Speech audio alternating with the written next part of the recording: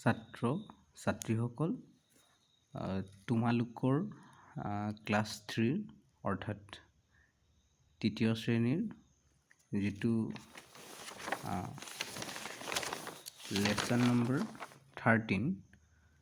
do it yourself নামৰ এই লেসনটোৰ একেবাৰে শেষত যিটো বিল্ড আপ ইয়ৰ ভকেবুলাৰী বুলি দিয়া আছে এইটো চাই লওঁ আহা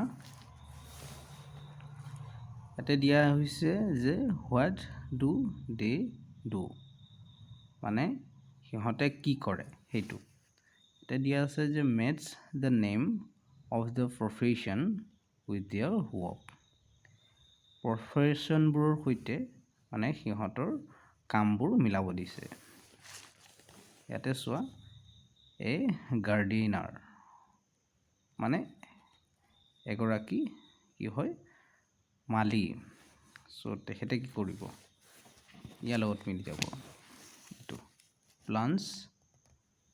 ট্ৰিজ এণ্ড ফ্লাৱাৰ্ছ ইয়াৰ লগত মিলি যাব তাৰপিছত এ কবলাৰ এইটো ইয়াৰ লগত মিলি যাব মেন্স শুজ দেন চোৱা ইয়াতে দিয়া আছে এ বাৰ্বাৰ সো ইয়াৰ লগত মিলি যাব এইটো এই বাৰ্বাৰটো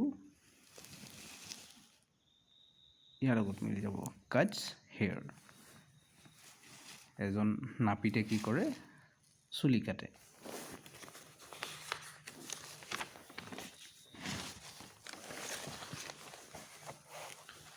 তাৰপিছত চোৱা এ টেইলৰে কি কৰিব ইয়াৰ লগত মিলি যাব এ টেইলৰ ষ্টিচেছ ক্লথছ মানে কাপোৰ চিলাই ইয়াৰ লগত মিলি যাব এ বাচ্চাৰ বুলি দিয়া আছে সো এইটো ইয়াৰ লগত মিলি যাব চেলছ মিট ইয়াৰ লগত তাৰপিছত চোৱা এজন দিছে এ ফিছ মংগাৰ সো ইয়াৰ লগত মিলি যাব এইটো চেলছ ফিছ